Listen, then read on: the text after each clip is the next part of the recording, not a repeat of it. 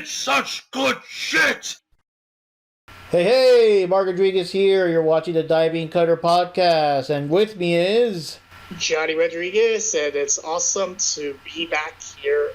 William White, aka NinjaPanda 1980 of the unauthorized Street Fighter vs. AEW on Instagram. Be sure to check it out. And now we have a very special guest, a blast from the past. If you guys have been watching our older Video Game Master videos. It's me, Sweet Pete, aka Tyranny.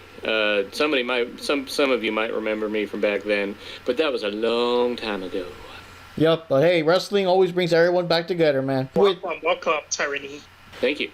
Alright, amigos, so as you know, last time we already went through the AEW Full Gear predictions. We're going to talk about the actual event. We're going to review all the matches one by one and also kind of compare, like, who was right, who was wrong, and all that good stuff. In this show, we're not sure if Ricky Rocks or DJF will be hopping in throughout the show or not, but if not, I'll still read out their comparisons. Jack Knives is too busy, though, to come back today. He's got, like, graveyard shift. But yeah, I'll keep you posted on everyone's comparisons, you know.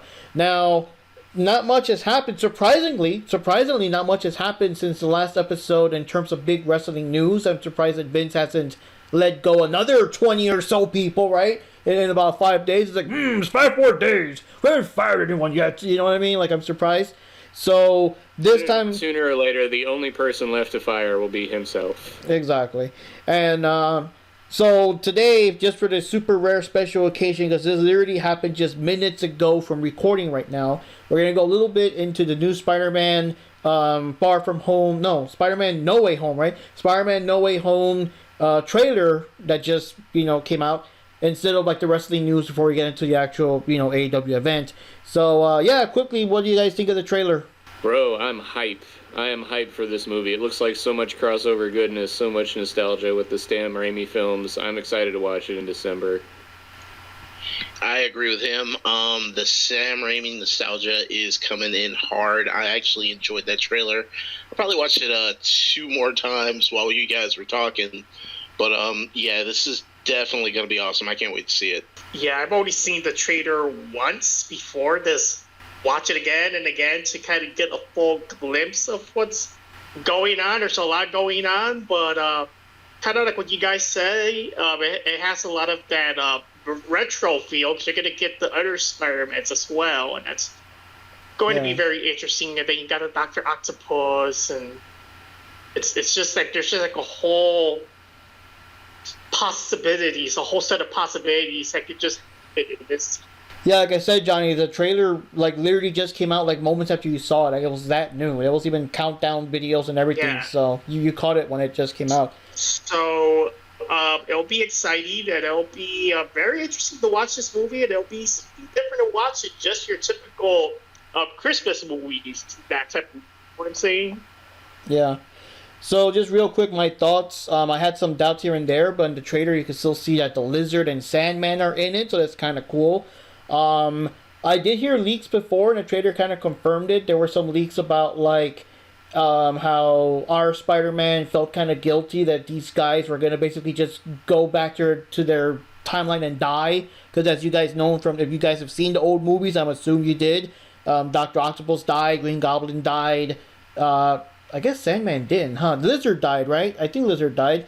But, yeah, most of these guys died at the end of their movies, and whenever Tom Holland Spider-Man finds out, like, he feels guilty or whatever, and he lets them loose. So, when I saw the trailer about that, I'm like, oh shit, that was right, holy crap, because I had some doubts on that. Now, the big thing that surprised me, too, was, I'm surprised that they're still trying to keep the secret of, Toby and Andrew being in it. I was expecting them to actually finally show up in the trailer and just blow everyone's shit, you know? I guess it's like the worst kept secret because everyone already knows. Toby is at least guaranteed. Andrew keeps denying it, but I'm pretty sure that he just doesn't want to spoil it, I guess. But yeah, I'm surprised. I was expecting, like, you know how a lot of trailers have the trailer itself, the title, and coming soon, and then there's like an extra 3 seconds. I was expecting fucking, I don't know, ring the doorbell. Hey guys, I'm Spider-Man. Yeah, I'm Spider-Man too. Huh? What? Or something. You know, some shit. I don't know. Like some kind of weird live action Into the Spider-Verse thing. Yeah. I mean, that's kind of what they're doing here. You know, I always thought that Tobey Maguire was the best Peter Parker and Garfield was the best Spider-Man, but I felt Holland was the balance of the two. I also want the reaction to Actually, like like- how Toby's spider webs are actually organic as opposed to the other two that they still have to use devices. That's just interesting. I really hope they bring that up. Spider-Pig. Yeah, I'm sure there's going to be a joke on that. The weird thing about the 3 Spider-Mans is that maybe it's just me, but like the Andrew Garfield Spider-Man, it just felt like, I don't know, in my opinion, like he didn't have enough airtime. Yeah, he never got a third movie. Yeah, because we did get the Tobey Maguire, the first 2 movies, Andrew Garfield, and let's just forget about him and add the Tom Holland version.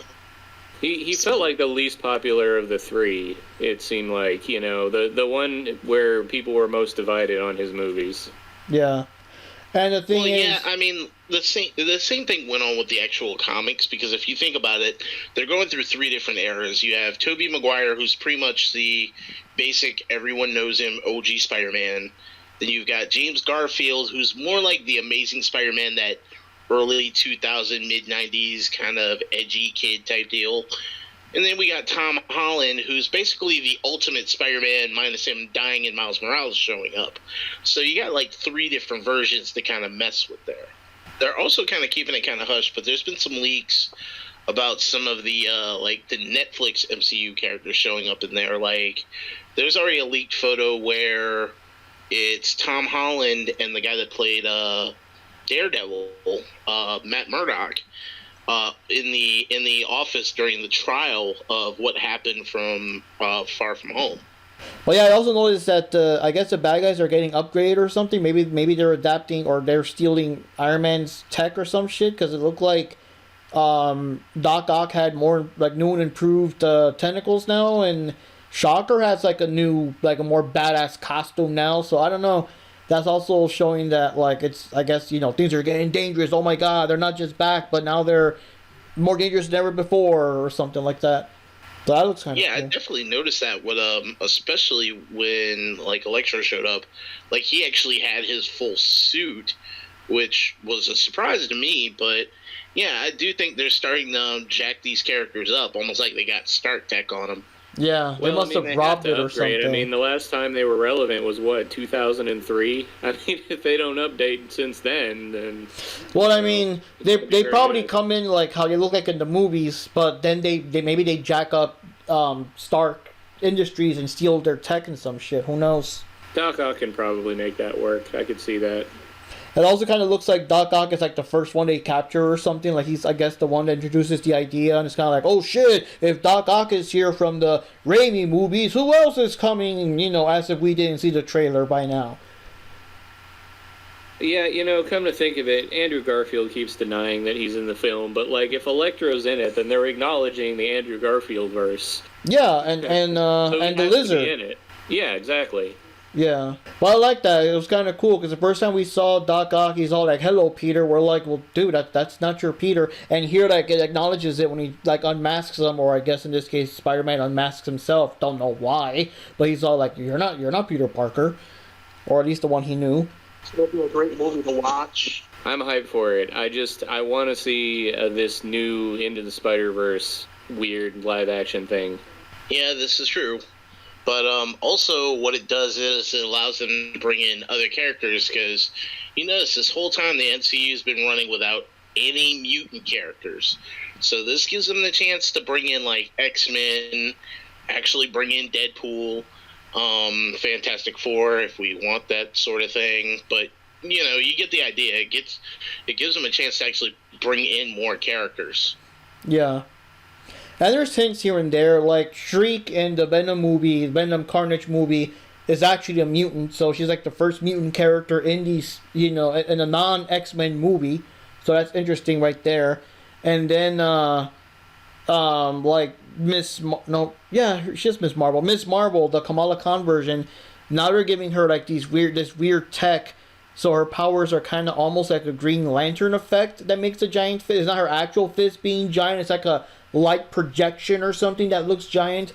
And I think that they're doing that because if they make her all stretchy, it'll be too monotonous that, you know, whenever they introduce Reed Richards, that he's also stretchy. I guess the kids or whatever that don't know anything are going to be like he's ripping off Miss Marvel. So that could be a hint that they're, getting things ready for whenever the Fantastic Four show up. Because, they have to eventually, at least for the very sake of introducing, like, Doctor Doom and Galactus and like, Khan the Conqueror and all those characters that are in the Fantastic Four brand and all that. Come on, man. We all know that Mr. Fantastic is just a ripoff of Elastigirl. Well, not be surprised, man. You know how it is. There's probably more kids that grew up with the Incredibles than with the Fantastic Four, when you really think about it. Yeah. Well, anyways, guys, I'm one of those. Yeah. Yeah, Well, not to mention, if you technically think about it, the beginning of the Incredibles is technically what happened with Civil War when they signed the treaty. Good point. Alright, guys, so yeah, maybe in the future we'll do another Marvel type exclusive podcast, but now let's get on back to the wild world of wrestling and everything, which I guess kind of goes into it since didn't Hogan had to pay like the copyrights, or at least WWE or WWF I should say back then had to pay the copyright so he could use the word Hulk for Hulk Hogan? Because I remember back then, every time you bought like a game or a card or whatever that had Hulk Hogan in it, it always said Hulk TM Hogan, and in the bottom there was still like a Marvel trademark. I think they had to actually pay to use that.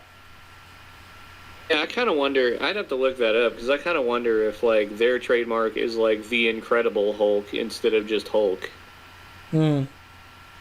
I mean, yeah, that'd be something to look up. That's fascinating, though. Yeah. So, anyways, guys, let's get started. So, as usual, there's a couple of matches that AEW just like to spring them on you and stuff. So we can't really predict them because they were announced either a day before or the day of. So we're gonna start off with the the buy-in, which is their version of the kickoff show, which is Hikaru Shida teaming up with Thunder Rosa, fighting up against Jamie Hayter and Nyla Rose with Vicky Guerrero just there. Just a regular tag match, just for fun. And again, this was just announced, so no one had predictions. It just came out of nowhere. And it was a decent match. I liked the back and forth. Shida, showed off her skills. There was a lot of like Hikaru Shida and Thunder Rosa kind of teaming up to kind of, pick up and slam Nyla Rose, because obviously she's a bigger gal. And then, you need two people to like lift someone like that. I remember Vicky was still cheating whenever, I forgot which one, but when one of them was kind of out of the ring, Vicky was still like slap them around and some shit. So obviously she was there to cheat. And Jamie Hayter did a good job. She's of course a heel, mostly known for hanging out with Britt Baker and all that. But it was a decent match. I can't remember too many of the spots because of course it was like the very first match of the whole thing. But I was entertained. It was kind of cool, and it was cool to see them.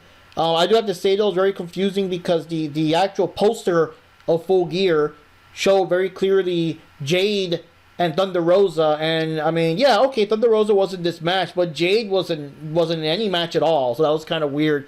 Like, if you look at the poster, like, you barely see the people with their opponents lined up. It just felt like, let's just put a poster of whoever's the most popular in there and just do it. Just put the gears and do it, But what were your guys' thoughts on the match there? It was a fun match. I mean, the finish is kind of weird because it telegraphs what's going to happen in the Nyla versus Shida tournament bracket match, because obviously Nyla is not going to lose twice in a row. So I feel like Serena Deeb is going to come out and cost Shida that match. Oh, that's right. Serena Deeb was like in the crowd watching and stuff. Yeah. I mean, I still think... I mean, this was just a fun match. I mean, I don't think it really did much but telegraph the results of Shida versus Nyla. But I'm still on the train that I think Jade is going to win the whole tournament. It was weird she wasn't on the pay-per-view though, but it was a stacked card. So the first actual match here that we did comparisons on, and it also has the first proper match for the pay-per-view event was MJF going up against Darby Allin. Of course, MJF wants to prove that he's like the best one. He could defeat all the pillars. He hasn't fought Darby Allin yet, so that's what we got here. I think I remember the most about the match, besides the usual, Darby Allin taking out a punishment, is that MJF, like, wow, he really fucked up his knees, and he really, like, sacrificed himself to, like, keep the match going despite his knees, you know what I mean? So he, like, he first like slammed or did something to Darby Allin that made him land wrong or something, and that's what initially fucked up his knees. But he was doing all this awesome stuff. He like grabbed him and did a pile driver right on the little apron, the hardest part of the ring that they always tell you to. But of course, when you do that, you're landing right on your fucking knees as he does that. So he fucked himself over there, even though he did injure Darby Allin. There were some figure four leg locks and scorpion death locks and all that stuff, which of course was more on his knees because Darby started to target the knee. There was one where Darby jumped off for the coffin drop, but MJF got his knees up so that, the knees would hit him. But then, of course, again, that's fucking up his knees even worse, even though he did put the damage on Darby. And, surprisingly, in the end, he did win the match. He did get to pin him and stuff. He hobbled away, but MJF was the winner.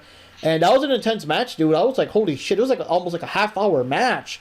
And I was just, like, edge of my seat the whole time because it really could have gone either way.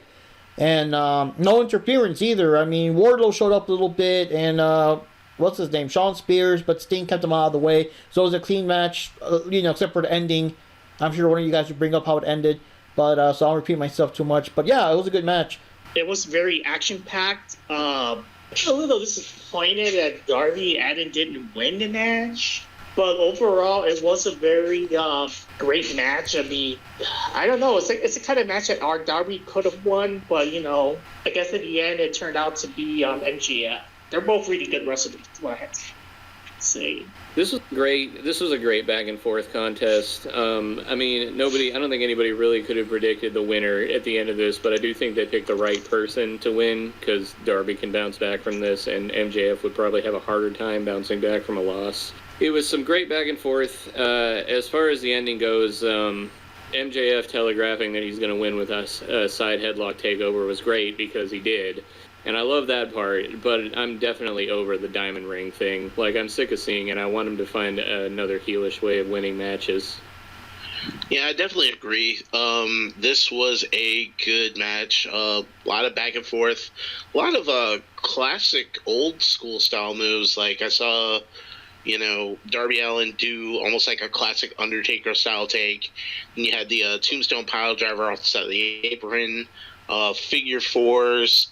I even almost saw a Scorpion Deathlock in there. But it was literally just very intense. You didn't know who was going to finish it off.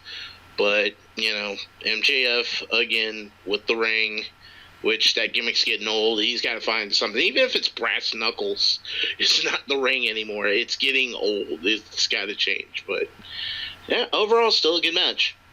I like the idea of him telegraphing his finishes. I wonder if they could do something with that more in the future instead of the ring, and give him some dastardly way of telegraphing his stuff and actually doing it. Most of us went for Darby Allin. The only people that went for MJF were Ricky Rocks and Jack Knives. So those two got 1 point each so far. So that's interesting. And for the record, I was thinking Darby on that match, so I was with you guys. Yeah. And let's see, so the next match we had here was, oh my god, it was a close one here. It was FTR, which is Dax Harwood and Cash Wheeler, with Tully Blanchard there, for shenanigans, challenging the Lucha Bros, Penta, El Cero Miedo, and Rey Fénix for the AEW World Tag Team Championship. And what can I say? It's a pretty good match. It was full of all the wild and crazy, flippy shit that you would expect. Tully was there to cheat. Alex was surprisingly also trying to cheat a bit and distract the FTR guys. Off the top of my head, I don't remember too many things. The most I remember, because I guess one of you guys can correct me if I'm wrong, I guess it's like the anniversary of Eddie Guerrero, either his birthday or his final day. But it was like his anniversary. It's his passing. Yeah, it's passing. That's the hard part. It's so weird when that stuff happens to you. Like, you celebrate both your birthday and your... You know what I mean? So anyways, there was a part I remember where one of the FTR guys, I believe Dax is the bald one, right? Dax was trying to do the Three Amigos, but he failed. And then, one of them, like Rey Fénix, I think, was the one that actually did the Three Amigos correctly. So there was a lot of, tributes, that's the word. Tributes to Guerrero. And it was scary because it came close. Like for me, it was way too soon for the Lucha Bros to lose their titles. So there were some super close calls with FTR winning. I'm like, oh my god, they're actually gonna do this shit, you know? And then near the end, one of them cheated and put on like one of the green masks where they were acting as the frogs or some shit. There was one episode of Dynamite where they were like these guys, these quote unquote frog wrestlers and whatever, but then when you take off the mask, it was revealed to be FTR or whatever. So they put on the mask, and I believe what happened is that the opposing person, the one that was not the legal man in the ring, got in with the mask on, so that I guess it would have did, I don't know, some kind of heel tactic, but it failed because the Lucha Bros still won, they still pinned them, and you know, the referee didn't see it. Referee, the 1, 2, 3, the match ended, and even though they tried to go back and reveal, hey, no, whoa, that wasn't the legal man, it's like, too bad, you know, too late, you know, the referee saw what he saw, 1, 2, 3, the Lucha Bros are still the champs, but that was an interesting way to end the match. But yeah, it was a pretty good match. Very entertaining, and yeah, I liked it. Like both of these teams, I think the Lucha Brothers are fantastic, and I've never been the hugest fans of FTR, but I can acknowledge that they're you know some of the best wrestlers in the world. I mean, that said, like, I have to admit, I thought this could have been a main event of Dynamite. I don't know, with that ending, I don't know if this belonged on pay-per-view. I mean, it feels like they're biding time for the, whatever the next AAA show is, where FTR is defending the AAA tag titles. It was fun, though. I don't really have any issues with the match, just the ending was kind of weird. Again, agreed. The ending was bonkers, but overall it was still a good match. The athleticism between both teams is just insane. You know, not to mention, you know, Penta turning around and like doing the frog splash in honor of Eddie Guerrero. He hit it perfect, even though it was kick out. But yeah, otherwise, still a really good match, really solid. That ending, that could have been done a little bit better though, but still overall not bad. Yeah, you know, the ridiculous thing about the ending is, like, if the referee just looked, he could have seen that one guy has hair and one guy doesn't, so he could have been able to tell what the legal man is just by determining if the masked guy has hair or not.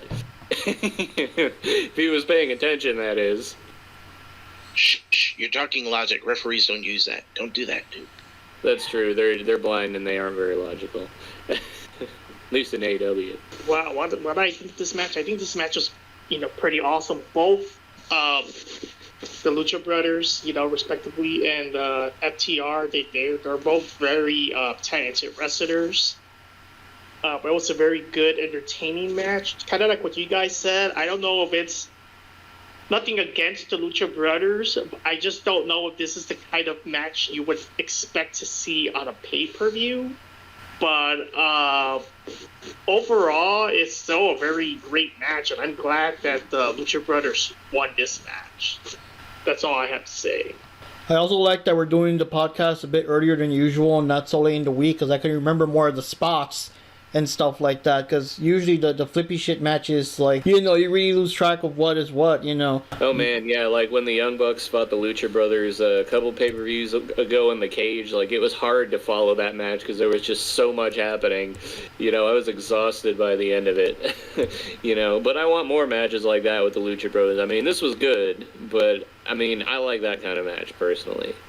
Alright, so basically, everyone voted for the Lucha Bros except for Ricky Rocks. He wanted to be contrarian and go for FTR. At this point, we don't count DJF, because you remember he just kind of randomly popped in the last episode, so he wasn't there during the time. So yeah, everyone gets a point each. Basically, everyone right now is tied 1 point each, because whoever lost the first one kept going in the second one. So it's pretty interesting to see how this goes. And I had Lucha Bros too, for the record. I mean, they just won the titles. There's no way they're going to lose this quickly. I know, but damn, there were some close calls. I was like, oh my god, are they actually gonna do this? Like, holy shit. And there still remains the fact that had they won, I would have been so pissed, but had they won, they would have been the first, like, repeat champions of anything in AEW. Like, so far, no one's had, like, 2 title reigns yet. That would have been interesting. I would have been pissed. Yeah, yeah, they have. Cody had 2 runs with the TNT title. What? Yeah, he lost it to Brody and then got it back. Oh, well, okay, well, never mind then. Well, okay, I think that's the only one, though. Interesting. So, anyways, not to mention, what kind of been a slap in the face to the Lucha Bros because they lost their titles to the FTR in AAA, and then they would have turned around and lost it to the AEW titles to them as well. That would have hurt. Yeah, it's like, damn, they must have pissed off Karma or some shit, you know? Tony Khan was just like, I don't like the Lucha Brothers anymore. That's bad shit. Yeah, well. Just channeling Vince. Yeah, exactly. If he was Vince, yeah. So the next match we had was part of the AEW World Championship Eliminator Tournament. It was the final match, and whoever wins the match will get a future shot at the AEW World Champion. And it was Bryan Danielson against Miro. As you know, Miro was basically taking what would have been Moxley's spot. We know what happened to Moxley, so Miro's in there. And, of course, this is at the point where, you know, Miro wants to redeem himself to his god and, you know, to his wife and all that stuff. Because how can Miro properly satisfy his wife if he's not champion? You know what I mean? So, as I was expecting, yeah, it's a pretty intense match. They fought it out because, you know, Miro's like the powerhouse and stuff. I believe there was even the part where Miro was even, like, daring Daniel Bryanson to keep, like, punching him in the face or keep kicking him. And, you know, he was just tanking all those hits and stuff. There was, of course, the big moment where Miro grabbed him in the accolade/game over thing. But he was super lucky to be close enough to the ropes to break the pin and everything.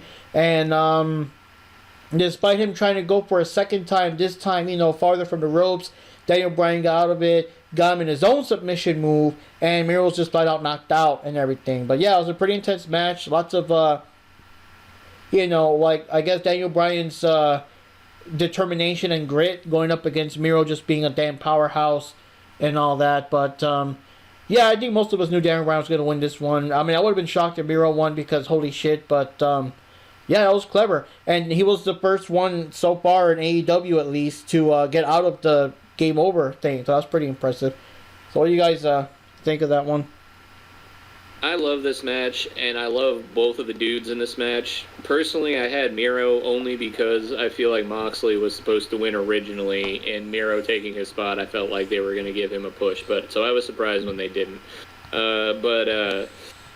I love Bryan Danielson winning with a different finish every match, and him essentially going through all of the finishes he won with previously until he ended up in that guillotine thing, I believe, to finally get Miro to tap or pass out or whatever he did because of the whole neck thing. They're still playing with the neck thing. Like, Miro's got to figure out a way in kayfabe to protect his neck because he just keeps getting beat. I loved it, though. I thought it was fantastic. Probably my second favorite match of the night. Yeah, that was actually a pretty fun match. Watching Miro basically turn into like a human version of Zangief from Street Fighter, absorbing all those shots, that was a little ridiculous. But yeah, it was definitely a good match. And again, like you said, Danielson pulling off almost every finisher in the book until he got to that guillotine choke, which that neck thing is starting to be a constant thing with Miro. They're probably going to put like a metal neck brace or something on him. I don't know what they're going to do about that. But, yeah, that definitely got him down for the win. It was a good kind of like almost a David and Goliath fight. So, yeah, I loved it. Definitely a smooth match. Oh, yeah, it was good. I think it was a good match. I don't really remember too much about the match at this point, but you know, just seeing Bryan Danielson wrestling again and doing his thing, it's pretty good to see him back in action. And yeah, it was good that he won this match against the powerhouse Miro. And you know, it does feel a little weird seeing Miro because you know, me and my brother, we got to see Miro in person at the Steel City Con, so it's kind of weird when you see a wrestler that you've actually seen in person, and now you're seeing that again on TV, sitting in the match. So yeah. Yeah. The only thing that was funny was that Miro, you know, most of them had the masks on. I think the only one that didn't have the mask on was Britt Baker. She didn't really care. But, like, Orange Cassidy, we met him, and with the mask on and everything, you can still tell it's Orange Cassidy. But fucking Miro with the mask, he just looks like some guy. Because I think you're so used to seeing him shirtless. He had a tuxedo on, so you can't even tell it's him. Yeah, exactly. You're used to seeing him like shirtless too, so he just looks like some guy with a mask, and I'm kind of like, okay. Orange Cassidy was still in character. He was still wearing the, but he always wears what, like a t-shirt and jeans. Yeah. But the thing is, like, we posed with Miro from behind his desk, so I'm kind of like, okay, well maybe because he was behind the desk. But then I look at other people's pictures where he was like, standing, you can see his full body, so it looks like just some guy. It's kind of funny. But, yeah, now that you mentioned Zangief, we need a shirt of, we need Zangief versus Miro. And, Zangief is like, I am the Red Cyclone! And Miro's like, I will satisfy my wife!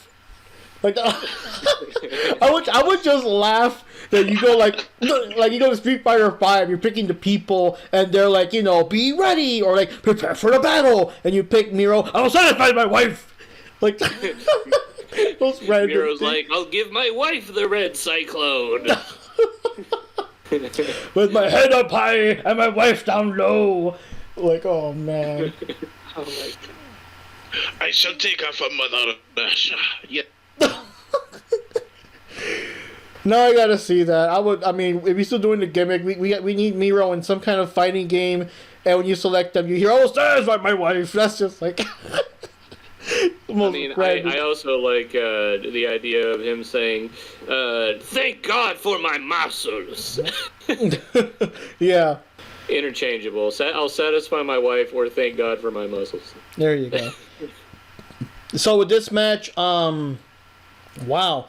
I was the only one that went for Miro. I don't know what I was thinking that night.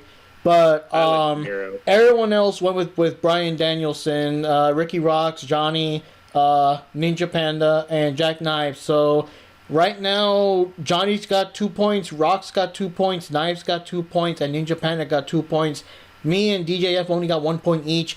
DJF kind of sort of shouldn't count because he only had thoughts for like maybe 2-3 matches before he left, but whatever. I'm just keeping the tally there. So then we have, oh man, there's a lot of shit here. We've got Christian Cage joining up with Jungle Boy and Luchasaurus, going up against the Super Clique, which is Adam Cole and the Young Bucks, Matt Jackson, Nick Jackson, with Brandon Cutler and Michael Nakazawa in the background as always. I guess that's their new role in life now. And correction. I think you mean Jungle Man after this match. Oh God, yeah. Yeah. So it was a false count anywhere match, but it was also like a non-disqualification with weapons kind of match too, because they were bringing in all kinds of shit. So there was all kinds of crazy spots. The ones I remember the most were the Young Bucks were both trying to, like, I guess, clothesline Jungle Boy into a chair, but he like reversed it, sent them both flying, and sat in the chair all perfect, just chilling there until Adam Cole knocked them down. That was kind of cool.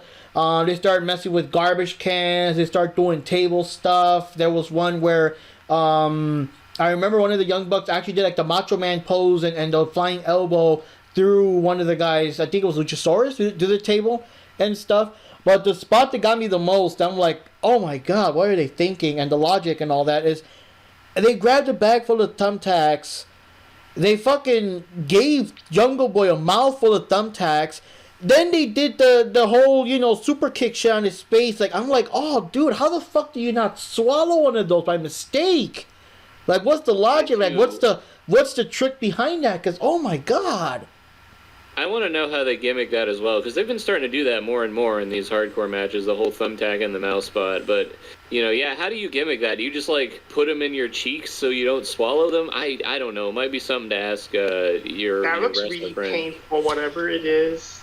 I have to see if he knows, because Rox doesn't do any of that hardcore stuff. Like, he doesn't. I joke, I tease him a lot, sometimes saying, like, next week, Ricky Rock's first hardcore match with strobe lights and barbed wire. He's like, nah, dude, no. He doesn't do that, but he might know some of the guys, see how they do it, but... Because the thing is, it's not just that they put the thumbtacks in your mouth, it's that then they throw you through a table or do some other shit that you're like, how do you not swallow those during all the commotion and confusion? I'm like, oh, God. My skin's even crawling thinking about it. Like, oh fuck. But actually, when they show that, I can't even like watch too much.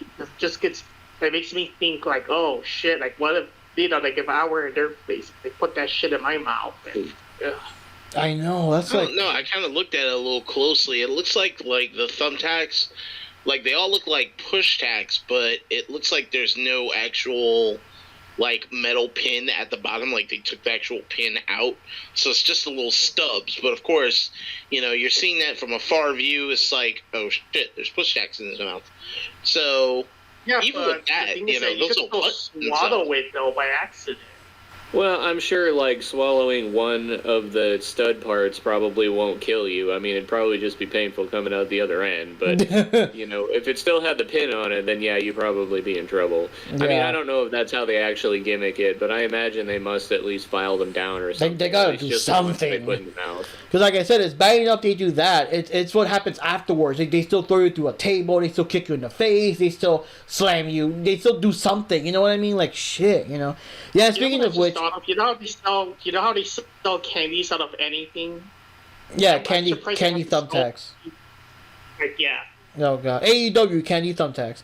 But Tell me where, that look like that, oh that god, nail thing. yeah. Either way, it's highly tacky. Oh god. But anyways, there was a part where I think it was Luchasaurus, because he's probably the guy with the strongest, like to slam you down. He fucking bounced Adam Cole's back off the ladder, man.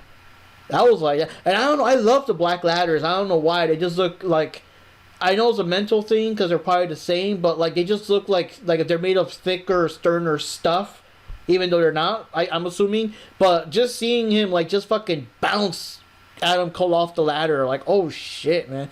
And then near the end, they were all fighting like near the stage, where they got all the the full gear animated jungle, whatever. All three of them, the Super Click guys, they put like these tax like knee pads on, these tax laced knee pads, and they did the super kick shit on Luchasaurus. I'm like, oh fuck, oh, I feel so bad for having to take that shit, and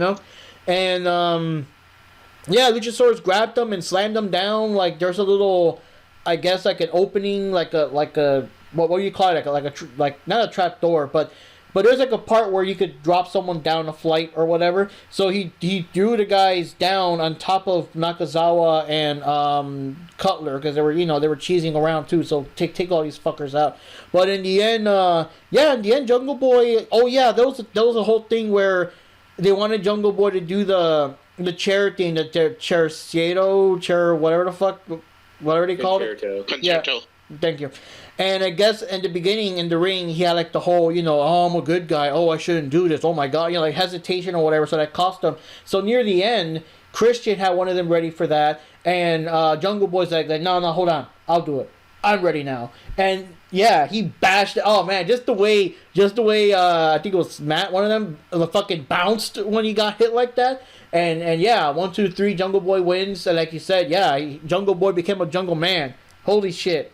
I love that match. Just the tax thing made me squirm, but everything else, like, oh shit, it was just madness, man. Weapons, ladders, everything, and God bless Luchasaurus. He's like the most awesome character. Like when they first introduced AEW, you had all these weird people with their weird gimmicks.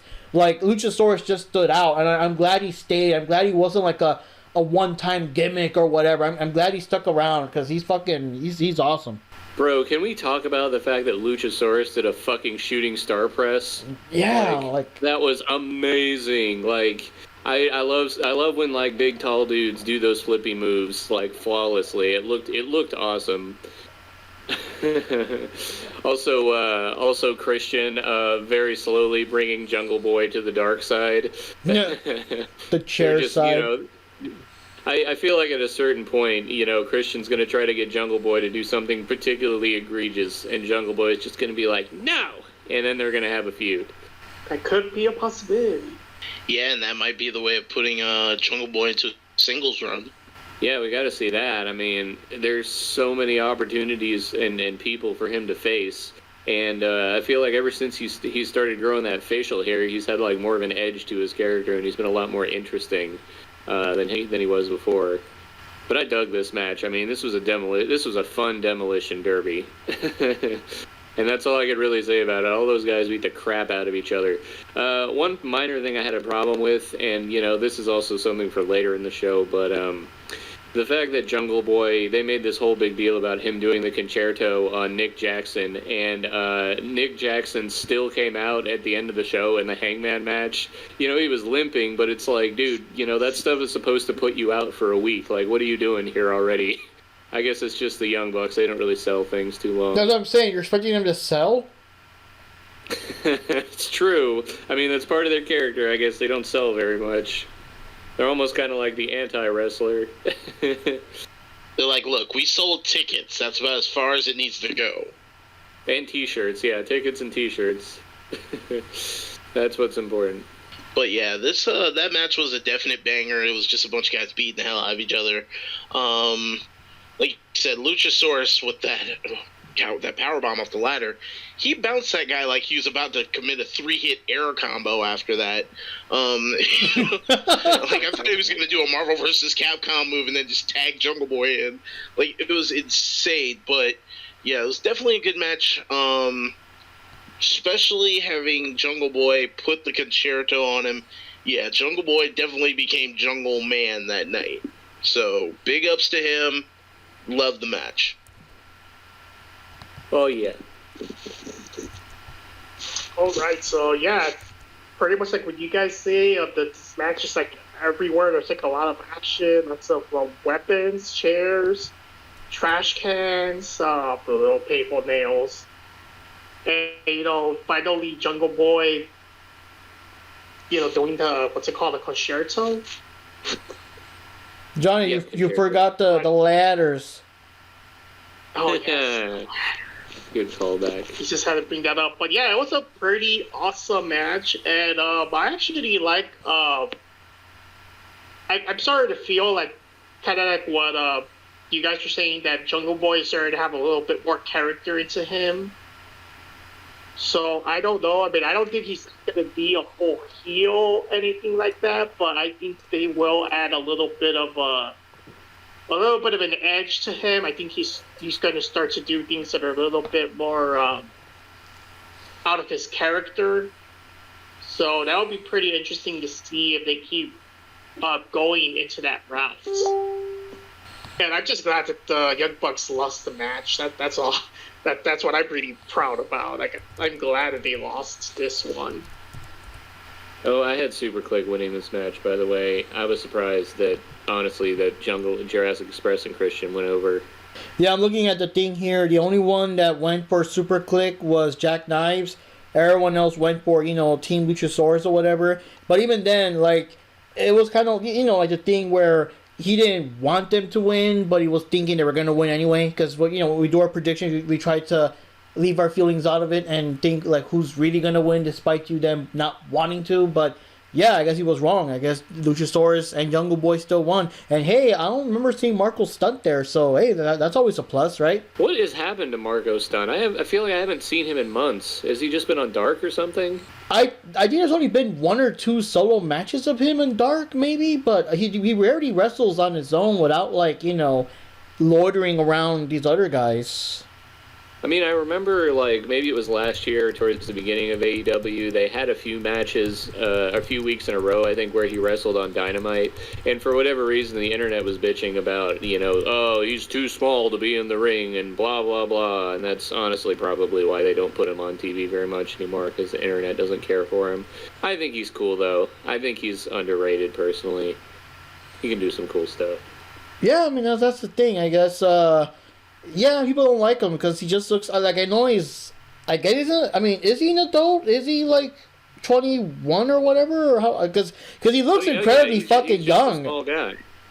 He's just a small guy. Dude, that makes me think, like, a one-on-one between him and Leo Rush would be freaking insane. Or even Dante. Like, put him against another high flyer. That would be amazing. Yeah, that'd be kind of cool. But, yeah, that's what happened. Everyone went for these guys, and Jack Knives was the only one to win for Super Click Party, and thank God they didn't win. Oh my God. The next match we had here is Cody Rhodes teaming up with Pac, with Arn Anderson in the background, going up against Malachi Black and Andrade and Idolo with his assistant Jose, which I don't know what happened to Chavo Guerrero Jr. Wasn't he with him or whatever? But Andrade fired him one week, and I think it was just because like whatever contract they had with Chavo probably ran out and he needed to do other things. Because I wanted to see him in the actual ring once in a while or whatever. Even if it was just like a like a run-in or something. But oh well. So yeah. Anyway, what was the point of this match, man? Like, I don't mean to interrupt you, but I just have to say, like, this was like the most Dynamite / Rampage match in the whole show. I mean, it was supposed to be just, and you still got old posters because sometimes these guys take too long to update their shit, But it was supposed to be just Cody and Andrade. I don't know why. It was probably like, hey, Pac's in town, let's put him in this or something. And on Dynamite or so before, Malachi and Andrade both like double teamed Cody. Pac came out of nowhere, but Pac was more because he's got like a thing with Andrade, so he started attacking him personally and everything. And he just announced this out of nowhere. And Pac's like, I don't like you. I'm just here to help help you dip. I hate these guys, but I don't mean I'm your friend, and that kind of thing. So it became an uneasy thing. So yeah, but originally it was supposed to be just Cody versus Andrade, I think, or Black, one of the two. I don't know how it turned to this, but okay. But and also because, hey, Cody has to be in there somewhere, I guess, right? Whatever. So anyways, yeah, Cody and Pac fought a lot. They had the dynamic where, since they're not really like together, they keep tagging each other in without like permission, so they get like the glares between the two of them. Malachi and Andrade were a bit more on the same page because I guess they're quote unquote business partners, but there were the moments where they would also get in each other's way and kind of glare and kind of like tag each other in without like permission or whatever. I noticed the crowd really hates Cody. They boo every time he does anything, and the commentary is trying so hard to kind of shrug it off, like, I have no idea, why are they booing him? I don't know, he's such a great guy, that kind of shit, and they're really trying to, like, dissuade him, because I know that within the whatever, we're all supposed to be cheering for Cody, but, like, I guess everyone got tired of his shit, I don't know. I don't remember any particular spots off the top of my head. I just remember how uneasy it was between Cody and Pac, but obviously near the end, they finally got on the same page long enough to win. It was perfect though, but it's a shame they kicked out because there was I think Cody had Black in his like this bigger four or something, and Pac tagged himself in, but that was perfect. He did a picture perfect Black Arrow, and that should have been it right there. But they still kicked out, and the match kept going. And yeah, in the end, Cody and Pac still won the match, and it was pretty cool. But for the most part, those are most of the spots I remember. But I remember enjoying the match, but yeah, I don't remember too many spots from it. You guys are probably a bit better than I am at that one. I'm not much better than you, to be honest. I remember watching it and wondering why it was a thing, like why they have Malachi and Andrade still tied up with Cody. Like they could be doing so many better things. I'm not a big fan of Cody. I'll just say that straight out. I think I don't know if he is doing the whole, I'm not going to turn heel thing on purpose to actually get more heat while still being a babyface, or like if everybody else is as sick of his crap as I am. I don't know. But I think Malachi and Andrade are too cool for this feud, and so is Pac. And this could have been on Rampage. This didn't need to take up a slot on Full Gear. I didn't like the ending either. Pinning Andrade is this early on is really kind of meh to me. I just don't like it at all. I don't think it does anything for anybody. I mean, honestly, I think the match would have been worth it if there was no Cody Rhodes in it. If it would have just been a three-way between, Malachi, Andrade, and Pac, I would have been okay with it. But Cody Rhodes, it seems like he tries to play the underdog no matter what he does. Like, even with him with Pac, it's, I'm an underdog because everyone's against me, even my tag team partner. So I got to play this beaten, trodden underdog role. But one day I'll rise up. And people are just getting tired of it. I mean, either be a heel or, start winning some matches. I mean, it's literally he's turning into the rant that Arn Anderson made a couple of weeks ago. He's just being a loser just to lose at this point. So it's getting ridiculous. I mean, again, The match had some pretty decent spots. The Poison Rana to the Black Arrow at the very end was pretty good, but overall, it could have been better without Cody. Oh, I totally agree. That's a good point. It would have been way better as a triple threat. I would have loved that kind of match. I hope that's coming one day, too. But, like, I mean, that's the point about Cody. It's just like when Cody's involved in something, it always just seems to bring it down and bring down the other person involved. Like, I mean, QT's not great either, but, I mean, he did it with QT. You know, he's doing it now with Malachi Black and Andrade. Like, I don't know. He needs to figure himself out, or he needs to just stop and just run the company. Okay, so what do I think about this match? I don't think the match wasn't really, like, bad per se. I just, again, I don't know if this is, like, for a pay-per-view. That being said, if they were originally scheduling this to be a Cody versus Andrade, they should have just kept it at that. I think adding Malachi and adding Pac, I think it was just too much going on. And, you know, I'm not really a fan of, you know, Cody Rhodes winning this match. Like, he doesn't really need to be honest, Cody Rhodes is the kind of guy that he doesn't really need to be in these matches that often, or not really at all. Like, we already know he's a quote-unquote great wrestler. I don't think he's not a bad wrestler, but it's just like all this stuff going on about him. I guess his ego or whatever. It's just too much. And it's like either just stay at just managing the company, or I don't know. I think he's just doing too much. Just stick with one thing, man. Like, come on now. But, you know, in my opinion, I'm not really. I think this match felt a little short. I think Andrade Idolo could have won this match. Like, I don't know. Just him losing like that. It's just like I felt like they were just like in a rush to just get the match over with. You know, in my opinion. Correct me if I'm wrong. Is this the first time he's on a pay-per-view? Did he have a match previously? I thought his debut was on pay-per-view, but maybe I'm mistaken. No, well, there was one where he was supposed to, but like it didn't happen, so they moved it to like the next episode of Rampage or whatever instead, or something like that. But he was supposed to be on one pay-per-view. I think it's because the whole, you know, travel flight crap or whatever that got in the way. So he was supposed to, but they moved it over to Rampage or something. So yeah, that makes it even worse. That makes it even more disappointing that he lost, because this is his first time, you know, in the pay-per-view. I mean, and you know, I'm pretty sure they're trying to bring more showtime to Andrade. It's pretty disappointing that he lost the way he lost. Like, come on, man. I mean, at least it was Pac pinning him and not Cody, so there's an upside to that. Well, yeah. It would have been worse if it was Cody. But I gotta say, man, damn, the hate, people booing Cody like that, like, shit. I was just entertained like, by the. You know, they just need to bring back the old, like, Bullet Club, Geese Howard looking Cody Rhodes. And, predictable. You know, maybe they'll get somewhere. Or just make him a heel. At this point, just make him a heel, because people already feel a certain way about Cody Rhodes. So, and you know, I have a very conflicting feeling on him, because on one hand, I mean, he is a good wrestler, and you know, he does a lot of good things for the company, but at the same time, like, as a, like, I don't know, I think he just has that look at me kind of personality, you know what I'm saying? So he may as well just like we know Cody Rhodes, we know that you fight good and all that shit, so you like cut it out, you know? The most expensive part of pay-per-view is probably like Cody's intro every time. Yeah, so just make him a heel at this point, because at least you know, it'll convince people more. You know, like, hey, you know, this is the reason why people are booing Cody Rhodes. You know, like. Yeah.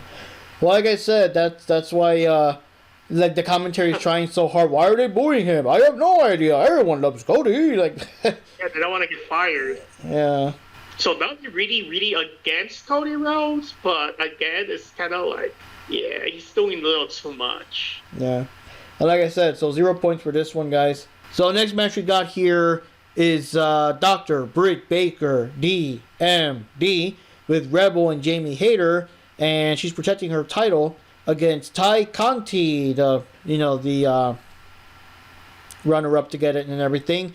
And what can I say? The match was kind of so-so. I was actually a little disappointed by the match.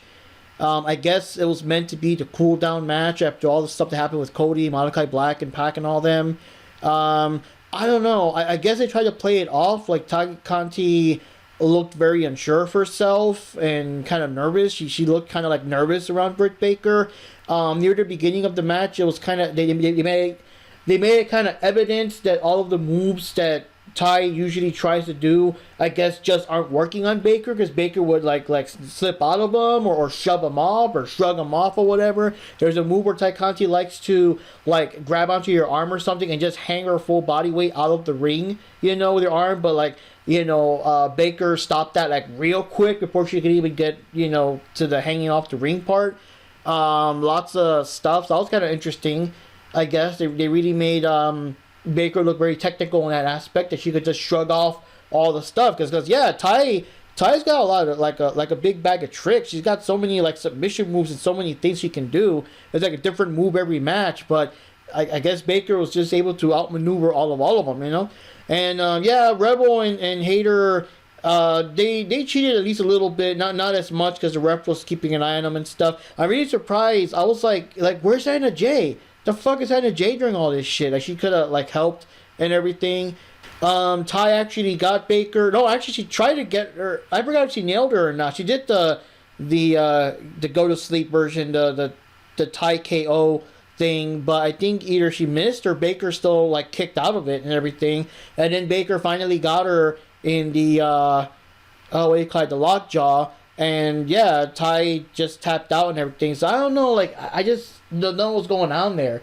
I just don't know if they were told to slow it down or something, have to get the audience, how they always do that, I guess, let the audience catch their breath because the match is so fast paced. The next ones have to be kind of like a filler match or a slow down match or whatever.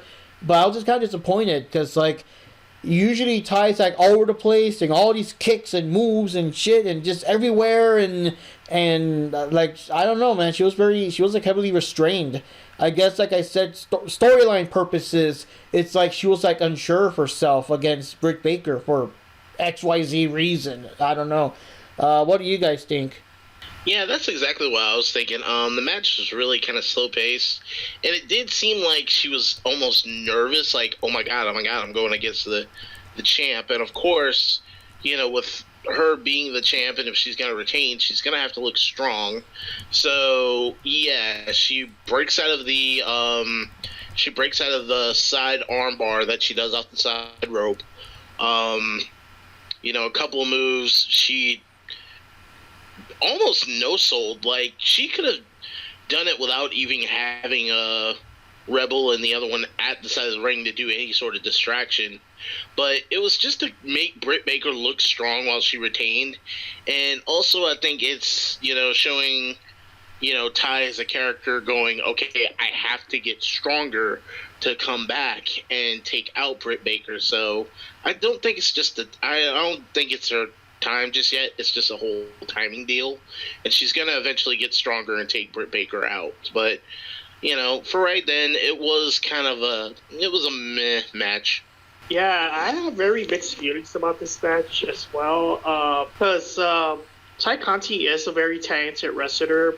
She's very agile and very technical. Like, she's like a technical type of wrestler, but I don't know. I just felt like the match felt kind of short. I just felt like even from the get-go, like the promo of her versus Britt Baker felt short. They didn't really seem like actual, how there's always the big storyline of why this match has to happen. There's no real, as far as I'm concerned, a rivalry against them. There's no real, reason to me. It just seemed like, okay, let's just put, kind of like what you guys say, let's put Britt Baker in this match just to show off that, she's, still the DMD. Like, there's really no other logical reason why this match happened. This is something that didn't even need to be on a pay-per-view. It could have just been a regular match. It's not a bad match on its own. It's just the story behind it is pretty weak, and it's not pay-per-view worthy. Yeah, and that's the thing. A lot of times when you guys don't like the women's matches, I like to defend them. because I mostly like the women's matches and stuff a lot, but I can't defend this one. Oh, don't get me wrong. I mean, I still liked the match. I still found it to be very entertaining. I just felt like it felt a little short because there was really no reason why they had to fight each other. And well, for the title, challenger of the title, on a pay-per-view. Yeah. And also because I felt like Ty Conti felt a little short in this match. Like what you guys said, she did seem a little nervous. It would have been more better if she actually was more confident in this match. And she's like, I don't give a fuck if it's Britt Baker. I'm still gonna beat her up, and I'm still gonna, do my best and all that shit. And I felt like she should have still been more confident to show that, hey, I don't care if you're Britt Baker. I'm still gonna beat you up, Yeah, because when they were doing all the little, pre-match promo things and all that stuff, my favorite part, and it's like, ooh, like shots fired, you know what I mean? Because we all know that Ty Conti got that ass. And, I've seen people call Britt Baker hot and stuff. I mean, she's cute. I mean, I actually find her more attractive, like, in person when she's not wearing... Because sometimes some of these people, with all their excessive makeup and stuff for, like, I guess, the wrestling persona, I kind of like Baker without all the extra makeup. She looks way cuter in person, and, she looks good in jeans, you know what I mean? But, yeah, I don't know. I don't think she has that much going on back there. So it was kind of funny that, like, in the pre-match thing, Ty Conti's like, I'm here, I'm going to kick your butt. But since you don't have one, I'm going to have to kick your face instead. And I'm like, ooh, shots fired. But the thing is, like, where all that bravado go once you're finally face-to-face with her? You know what I mean? Like that's the whole shit. Like she's talking big, but then when she's in front of her, she's like, oh, shit. What the fuck do I do now? Like, yeah, I don't know. This should have been the bad girls club type match, okay? They could have went all out. They could have did more cheating, and I don't know. It could have been more of a spectacular match. Yeah, not only that, but like... Just kind of like... honestly speaking, the Cody match, it was pretty good. I wouldn't call it like a... it wasn't like super fast paced or super whatever. Like it wasn't that like edge of... it was entertaining, but it wasn't edge of your seat, like holy fuck. Like there was no title on the line or nothing, you know what I mean? So like I don't...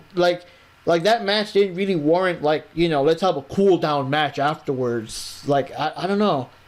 I don't know. Like I said, I mostly defend women matches when everyone else downs them, but I can't defend this one, man. Like, it's like what you said. This one should have just been on, like, a Dynamite thing. It's like what Jackknife says. Right now, the only person that looks like that could take her title is Thunder Rosa. They're probably just trying to keep her away so that whenever that happens, Thunder Rosa finally wins or something, because... they're running out of people that can take her down. You know what I mean? Especially since Shida is competing for the TBS title, so obviously she can't go after Baker now. So we're kind of running out of people that can take Baker's title. So, it has to be Thunder Rosa. They're probably just postponing it the most they can so that she can still, keep her title. Everyone loves her as a champ, you know what I mean? So, because I don't know. It gets to the point where... If Lucha Rosa, I keep saying Lucha Rosa, if Thunder Rosa has a match and loses against Baker, then where else do we go from here, right? Yeah, that's true, but also I kind of feel like they're giving Ty Conti like a bit of a strength builder story. Like, she's going to run her way through like the women's division and slowly just get herself stronger and then run back into Britt Baker again and be like, all right, this time I'm really going to take your ass out and get the title. Or it may actually end up being Thunder Rosa. Who knows? So I'm seeing here is everyone except for me went for DMD. So yeah, I'm the only one that went for Ty Conti, and I lost that one. So Johnny, Ricky Rocks, NinjaPanda, Jack Knives, and DJF. I guess he was there for that one. They all went for DMD and all that. So let's see here. Yeah, sorry, man. Your lady Laura Mitsuda didn't make it this time. Yeah. Although, I don't know. Wouldn't Laura be taller than Conti? Conti's a pretty short one, right?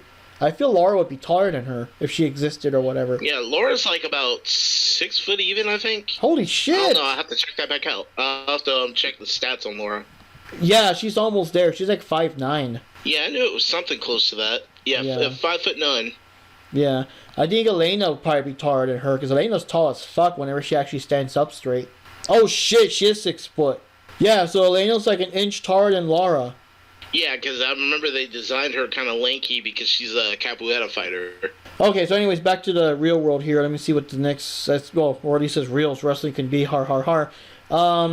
Next match we had was Eddie Kingston going up against CM Punk singles match, just to hash it out, man, just to tear each other up and everything. And yeah, what can I say, man? It was an intense match. They did. They just went in there and they just beat the living fuck out of each other. And I think they actually bit each other. They drew some blood here and there. I think there was the part where I think Eddie was also no-selling punches to the face from CM Punk and stuff like that. But my God, that match was kind of a blur though. But yeah, it was just these two guys just beating the fucking shit out of each other without too much rhyme or reason. You know, not too much like grappling or whatever the hell. You know, just at the end, whenever CM Punk got him in the go to sleep to finally end it and everything. But yeah, it was an interesting match. CM Punk won in the end. I'm surprised in the end during all that stuff because the whole thing was kind of like, I guess, like that story of how CM Punk made it and how Eddie could have been like CM Punk, but he never made it and all that kind of shit. And at the end, CM Punk still extended his hand out, you know, show some honor there, and Eddie just got up and fucking turned his back and left. So, well, you know, there you go.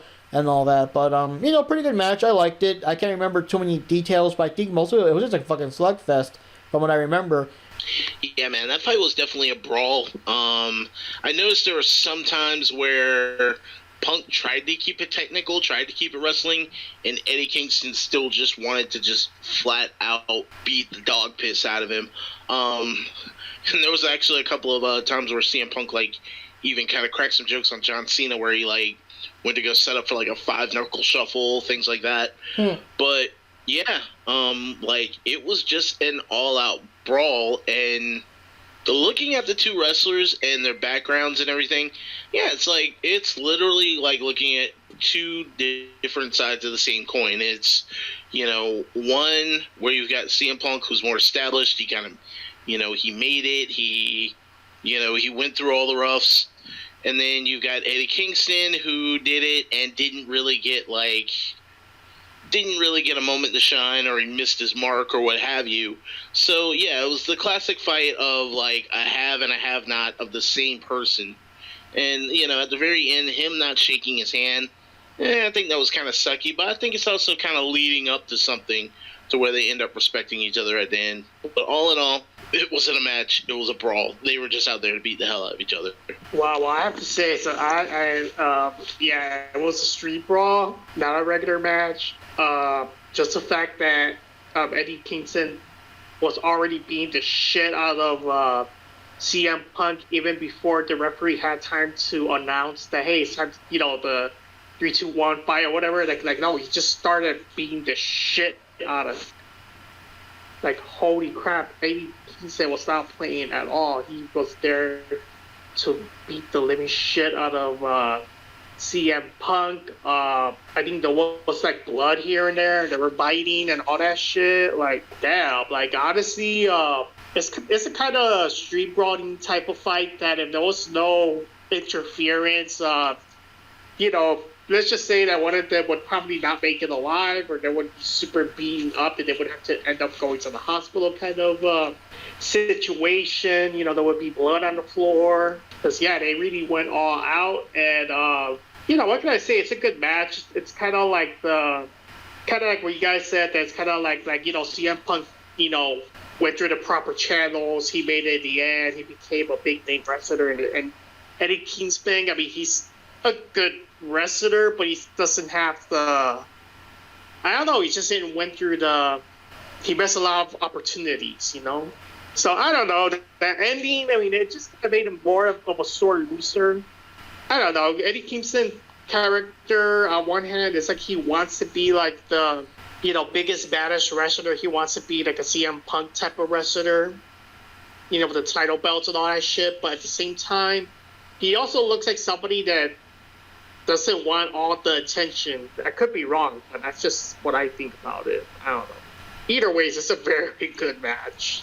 Yeah, and also for future reference on this podcast, if Eddie Kingston ever listens to this, I do apologize about the Dollar Store Dudley Boys comment.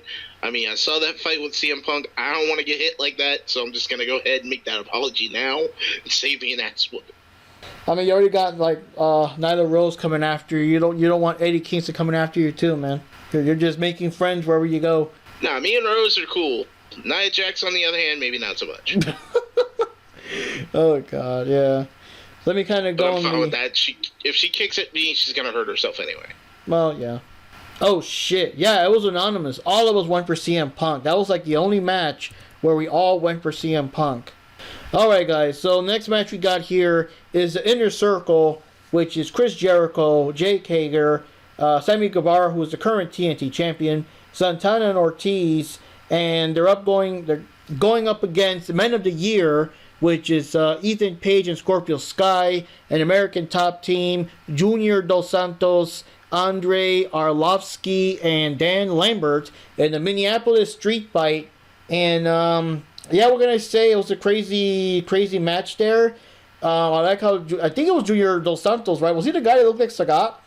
Oh my God, I thought it was just me. Yes. Yeah, I just saw him as Sagat. Like, oh my God. And he was doing kickboxing moves, so, you know. And, yeah, you know, it was a decent match here and there. I don't remember too many details. I just know that since Lambert's not like an actual fighter, he was mostly doing a bit of cheating and then fucking cowering the fuck away every time that any stuff would go his way. They kept trying to make it sound like their big plan was to knock out Jericho and let him get the pin. So whenever Jericho was down, he would go there, and of course he would waste a lot of time doing like all this silly flexing and showing off and crap. But then the moment Jericho gets up, he fucking runs the hell out like a little bitch and all that. And before the match started, he made a big deal that this classic wrestler guy, you guys got to tell me if he's WWF or anything else, or the territories or something, but Baron von Rosk was there. I guess he's like the master of the Iron Claw, and he was doing the pose there. So I believe Ethan Page got in his face during like whenever the action got outside of the ring, and he just happened to be there. He was bothering some lady that was there, I guess, that was sitting next to him, and like, yeah, don't piss him off. The dude actually did the Iron Claw on Ethan Page's face, so of course everyone's like, the whole you still got it, so that was like a cool bit of retro vibe there. Yeah, they had lots of crazy shit here and there. The thing I remember the most was just like the ending was where they actually, it did look kind of scary there. They actually did knock out Jericho, and it did look like Lambert was actually going to pin him, but then Jericho got up and stuff and just smacked him around and whatever. And surprisingly, because again, let's honor Eddie Guerrero, Jericho got up and did a picture-perfect frog splash and got the official pin. 1, 2, 3, Inner Circle's winning this, baby. Because he is still Le Champion, you know? And yeah, it was a pretty interesting match. What do you guys think? Dude, I'm actually starting to love it, and I wish they would do more of these. I never thought I'd find myself saying this. They need to do more factions and have more faction fights. Like, this was really, really fun to watch. I mean, there was technical wrestling, there was street fighting, there was no holds barred. I think the funniest part was when Jericho stapled Lambert in the nuts. Oh yeah, he got the stapler. Like, I had a good time with that. And then you got Baron von Rosk, who's actually was a former AWA champion. Who was in the inventor of the Tunskin Claw Grip. So you got him sitting out there. But yeah, all in all, it was a street fight, but rather than being, just beating the hell out of each other, it was just all out fun. I enjoyed that. They need to do more faction matches. Just make the whole AEW roster a bunch of factions like they did with New Japan Pro, and just have them just beat the hell out of each other every other night. I'd be down for that. Yeah, I forgot about that, because not just a stapler, but they fucking brought out like a, what do you call it, like a snow ski, right? Like a water ski? Like a water ski thing, right? What do you call that? Yeah, it was a water ski. Yeah, they brought like water skis alongside the traditional, chairs and tables, whatever the fuck, the trash can or whatever. But the fucking water ski, and he actually smacked someone with it. That was just funny. and everything. Like, it's a funny thing when you're like, and then Jericho ran around with a water ski. You're like, well, what? Well, yeah, that was a crazy ass match. Yeah, it was definitely a lot of fun. But my one vital question about that water ski was, why was it there? Like, you're in the middle of Minnesota in a stadium. Why is there a water ski there? I don't know, because it was weird, because they were saying that it was like that. It was like it had something to do with Minneapolis or something. So all I have to say is that this match, I was a little confused because I thought they were actually gonna fight like in the actual streets.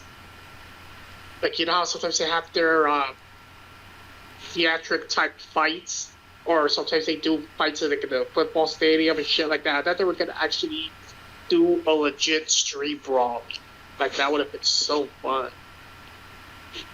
But it was still a great match, and there's a lot of great talents. If you have Chris Jericho, Jake Hager, Sammy Guevara, of course, Santana and Ortiz. They're all great guys, great wrestlers. And then you got all these other, talented wrestlers as well. I mean, it was a great match. Don't forget, you also had some MMA guys there too. Don't forget, they also had some MMA guys there too. So that was kind of crazy. Oh yeah, that's what also made it great, that they also have the MMA fighters there as well. And then, it's always kind of interesting when they got kind of a crossover. And then Lambert, I mean, he was just there just for pretty much like for comedic relief, because he was really not supposed to be in that match, but he's so chosen to be in the match, But yeah, I don't know. It was a great match overall. I mean, and I just like Sammy Guevara more and more. I think he's really becoming a much better wrestler every time he fights in a match. So, they obviously want him to be like the next big thing in the AEW. I see him going to that route. Yeah, you're doing a very good job with him. I'm noticing that like, despite the fact that, like, maybe Jake Hager's, like, the muscle and all that stuff, but, like, they really make it, like when the Inner Circle's in trouble, Sammy is that one dude that could just jump in there and take on all 5, 6, 7 people of the opposition, like himself. You know what I mean? Like he's got that heart. He's the little man with the big heart. Like, he's the guy that pretty much just, like, clears the table for him. Yeah, I did a very good job with him. And I may be getting carried away by saying this, but I do feel that Sammy Guevara is kind of like the perfect example of what an AEW wrestler is supposed to be. He has enough charisma, he has enough style, he's very fast, he's very agile, he's powerful, he's very technical. I don't know, he just has all the qualities that, you would look for in a good wrestler, And so somebody that is still, developing, he's still going to get better and better as time goes by. So, he has a lot of potential. Yeah. And now that we've brought it up, I am just going to say this. If Junior Dos Santos shows up again in AEW and he doesn't have a scar and an eye patch when he comes out, we're going to riot. I'm just going to say that now. I have to give credit for Dan Lambert for last that long in the match anyway. Well, he didn't do anything. He just fucking ran around like a little bitch. That's why. Hey, these wrestlers are so powerful, he could not even afford to run around. He could have gotten beaten up. Yeah. I mean, MJF had a whole football stadium to run around in, and he got caught in less than 2 minutes. Yeah. So it looks like me, Johnny, and Rox went for the Inner Circle, but you and Knives and DJF all went for American Top Team. So I guess we're the ones that get the point each. But yeah, it's an interesting match. I like these kind of matches because it's just like very unpredictable. It's kind of like, because anything can happen in that kind of match. Yeah. And also, it's just a bit better also when it is like that, like live and not like the skit thing. Like, yeah, it's good and stuff, but it's just. I thought they were going to go to cinematic. But I mean, now that all this stuff is kind of dying down and we got big crowds again and stuff, I think they're not going to do that too often. I mean, back then it was almost by necessity, but I think they're kind of past like, hey guys, let's look at the big jumbotron for half an hour. They're not going to do that anymore. So, alright, so now we got the big one here, the one that actually decides the fate of my facial hair, which is Kenny Omega with the Elite, the champion there, the AEW champion, going up against Hangman Adam Page, and I made a wager with myself that if Adam Page wins the title, bye-bye Doustache, and it looks like, yeah. So, it was a pretty good match here. Right now, I don't remember too much about it, but I do know that Don Callis was there. He was cheating it up.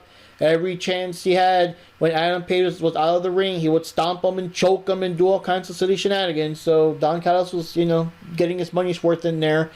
Lots of back and forth. Lots of, Kenny Omega hitting him with the V trigger and stuff. Times where what's his name, where Hangman was going to try to do the buckshot lariat, but of course there comes Callis to grab his leg or some shit, sabotage him and stuff like that. And it came to the very end where the Young Bucks were stumbling in because, they're injured from the last match or whatever. And I was like, oh, fuck, here we go.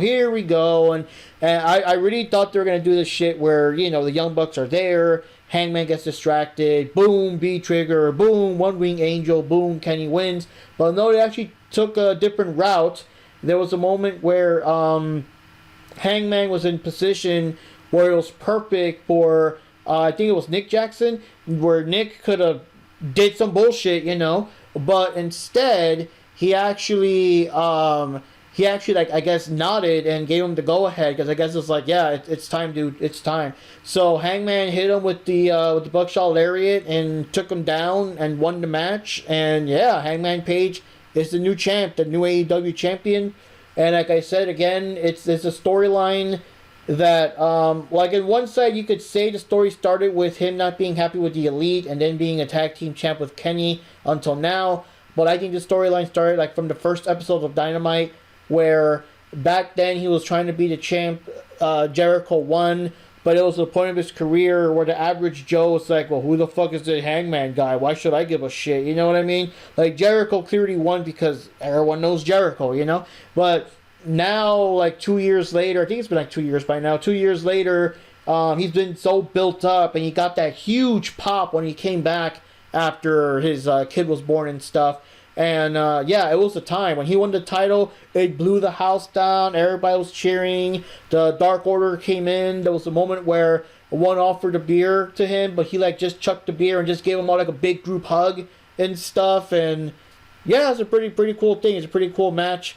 And again, that kind of leaves a little opening there with the Young Bucks. See what happens there. That was kind of interesting. And yeah, so, it ended up with a feel-good moment, because like we said, AEW likes to send people, like to send them home happy and not fucking booing and throwing shit and saying beat the traffic, Yeah, I was seriously wrong on this. I figured it was going to be Kenny again, and they were going to run the story and have him fight Daniel Bryanson, but no, I was actually wrong on this one. It was a damn good, very strong match. I was actually surprised when, Hangman Page countered the One Winged Angel and then turned around and used it on him. Oh, yeah. Which he kicked out of. I'm surprised. But that would have been a good way to end the match, but he had to, of course, end it with the buckshot lariat. And there's one thing we did forget to talk about. As you were talking about Sammy Guevara, one thing we did forget to bring up was the appearance and the signing of Jay Lethal. Oh, right. Yeah. Yeah, you can take that part. You could tell him. Yeah, that's an insanely big deal. And, of course, with there being an open challenge out for Sammy's title, he already called him out. And Jay Lethal is a really good dude. Jay Lethal is... What's the best way I could put him? Actually, hell, Jay Lethal is pretty much another Sammy Guevara. So that match, whenever it happens, I don't care where I am, what I'm doing, I'm dropping everything. I am going to see that match. That is going to be phenomenal. But, back to the Page and Omega match. That was a hell of a fight. I haven't seen Omega put that much work in since... literally New Japan when he was fighting Reign Okada. I mean, but he hit Page with everything he had. Multiple V triggers. He even dropped like an old Tiger 89 on him, which I haven't seen in ages, and he still couldn't get him from under him. It's been a long time coming for him, and I'm really glad for it, despite my decision. Good job, Paige. I love this match. I'm definitely going to watch it again tonight. Speaking of having to watch that match again, I might have to watch it again because I kind of slept a little bit. It was a little long, and, you know, I had a long day and all that stuff, but from what I remembered, it was a very good, intense match because, you know, Kenny Omega's like, holy shit, Kenny Omega, you know? And Hangman Page is also extremely talented and powerful and all that shit. So, you know, he was doing the cowboy shit, you know? So, yeah, I'm sorry to actually like more and more the character of Hangman Page. So, you know, it's going to be great to see more matches with him in the future. But, that's all I have to say. Sorry that I kind of slept. I kind of forgot most of the match. I forgot, but then they also do the thing where I'm trying to remember here, but then they do a thing where Kenny like clocked Hangman with the title or something, and I forgot the exact reason. Wasn't one of the referees like knocked out by mistake or some shit? So whenever Hangman finally got Omega, like Aubrey Edwards had to fucking like literally run in there real quick and do the 1, 2, 3. Yeah, I vaguely remember something to that nature of, one of the refs getting popped with the title, and of course, you know how frail they are. That guy's probably still like laying there on the mat right now. But yeah, what happened was Callis tried to sneak in the ring, and he took the title, and like Paige punched him in the face. Paige ducked. He hit like a dead eye. He hit a dead eye on Omega, and like after a little bit of that confusion, Aubrey like poofed into the ring like the beautiful ninja that she is, ran in for the 3 count, called it a night.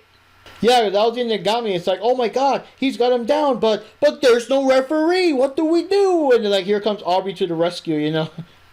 Yeah, like it was almost like a summoning jitsu. I didn't even see her run into the ring. It was just like a puff of smoke, and then she was laying there on the ground. I'm like, where did she come from? Oh god. But yeah, I voted for Hangman. Ricky Rocks voted for Hangman. Jack Knives and DJF all went for Hangman. And yeah, it was a good match. If we do the final tally real quick before we give our closing thoughts. I got 5 points. Knives got 5 points. DJF got 3 points, but again, he wasn't there too long, so you know, don't know that really counts.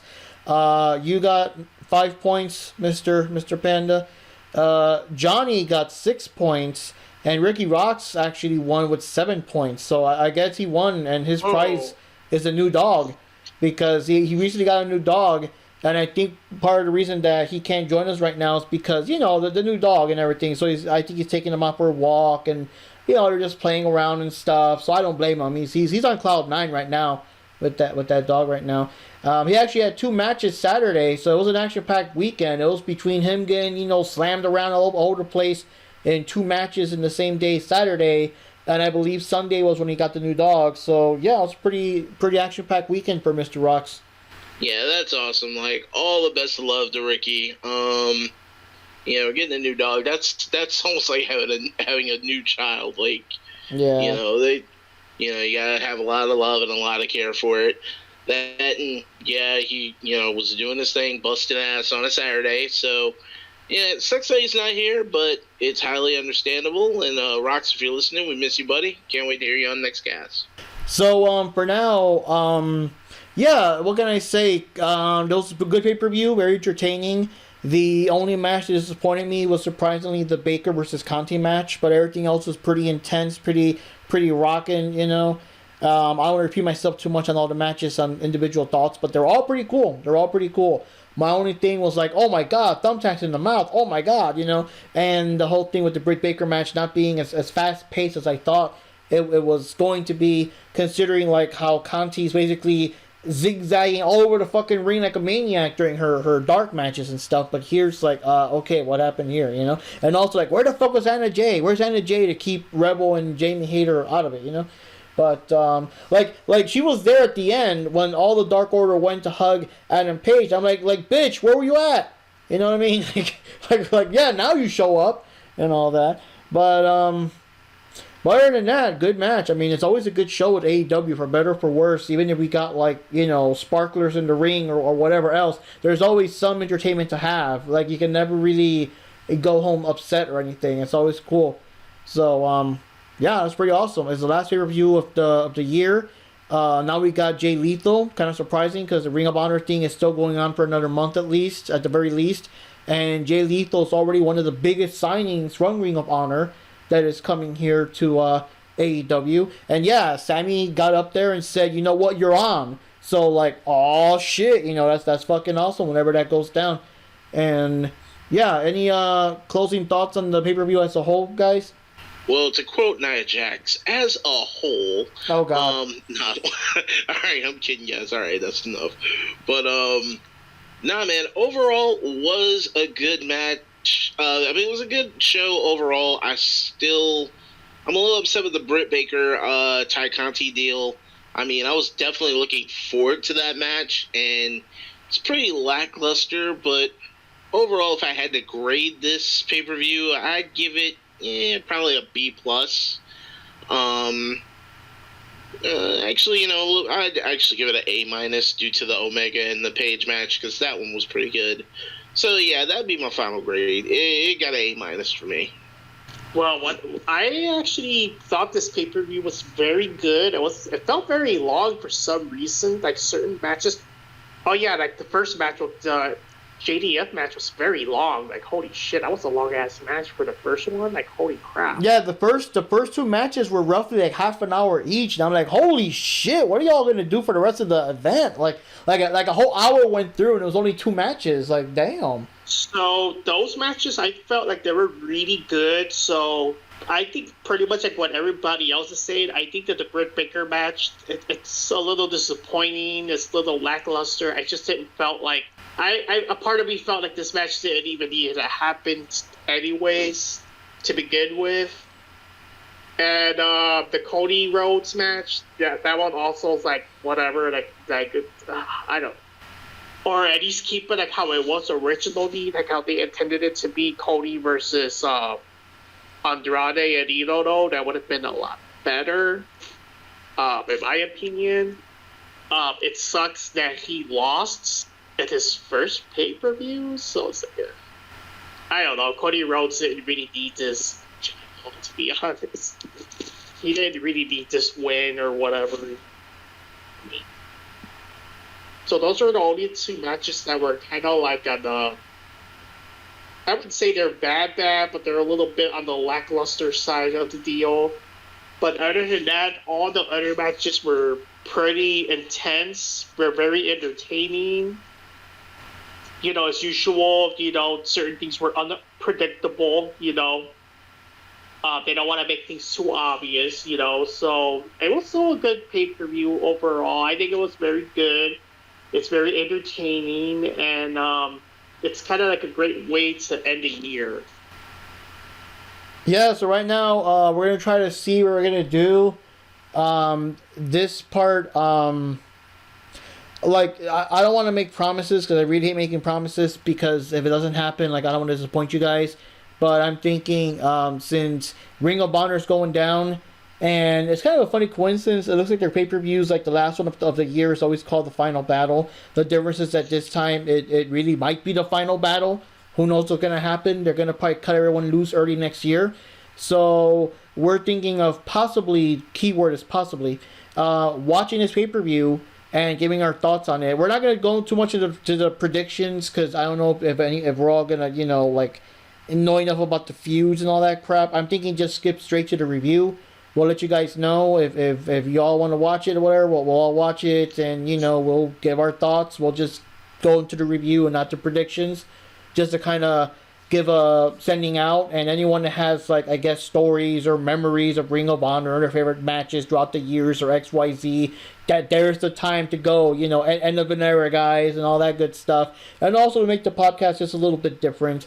And, you know, and if we can't do that, maybe we'll do something else. Maybe we'll do like a special something, just, I don't know, our favorite wrestlers ever from throughout the years, or how did we get into wrestling? What was the first, like, well, who was wrestling when we were kids, or something like that. But we'll try to do at least one more podcast per year, because as you guys know, the AEW ones are pretty few and far between. There probably won't be another one until like February or March or something. So what do you guys think of that? If we do something like that for sometime in December or something.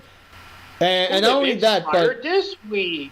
Yeah, and not only that, but, you know, obviously these guys are going to go somewhere, so this is going to be your chance to kind of, like, for example, we already got Jay Lethal here, and to be fair, Cody, the Young Bucks, SCU, Hangman, they all came from Ring of Honor to start this off and everything. So, I mean, some of these guys that we're watching, for those that don't watch it too much, because I don't know, like, your story, NinjaPanda, I don't know if you watch Ring of Honor on a consistent basis or not, but some of these guys we watch now, I mean, they may show up in AEW later. You know, for all we know, next pay-per-view, like, the lights go out or some shit, someone knocks out the Lucha Bros, it's like, oh my god, who attacked them? Oh shit, what are the Briscoes doing here? You know what I mean? So it's a good way to kind of familiarize ourselves with potential future AEW superstars, because, oh, you know, Tony Khan, he's got his money, he's got his pen on his checkbook. He's all like, hey, are you guys eating that?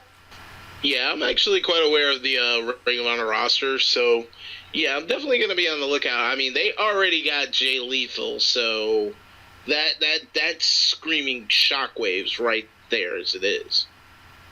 And that was awesome. For a while there, before I kind of, like, I don't know, whatever, but for a while there, I was watching Ring of Honor episodes back in the day. I got to catch the match where Lethal actually won the title. I think it was like a 3 or 4 way match. It was like Cody versus Dalton Castle, I think his name was, and Jay Lethal. And I can't honestly remember if that was the fourth guy or not. It might have been Flip or one of them.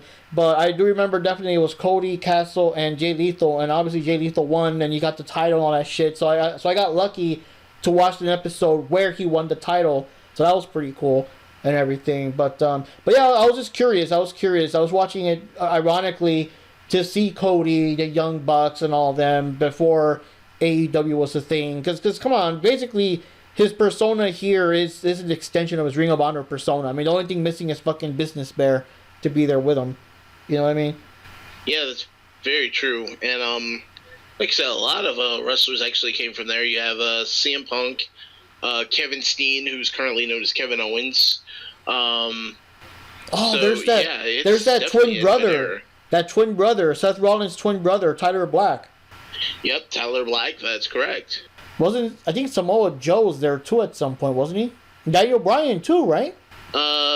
Samoa Joe, yeah, because Samoa Joe was doing Ring of Honor and TNA at the same time. Holy shit. Daniel Bryan was also there. Who else? AJ Styles. Oh, yeah, that's right. Yeah, so it's kind of cool. And I like how they could bring that up, you know, because they were all, like, part of the Bullet Club for a while, like, you know, Hangman, Kenny, all them. So I like how, because you know how it is, with WWE, they try to, like, cover up anything. It's like, there's no life before the WWE or whatever the fuck. But these guys, like, they talk their feud, they talk their shit. They're like, yeah, we were hanging out, we were Bullet Club, we were New Japan Pro Wrestling. Like they're not afraid to, like, actually bring it up, you know, if they work for other companies or promotions. Like, obviously with WWE, you have to kind of say those other guys or whatever, but, like, I like how they can just openly say stuff, you know?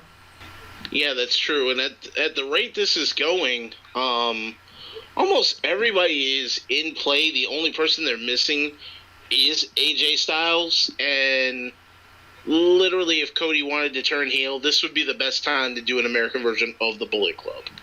All right. Actually, I'm sorry, I got a big brain play here.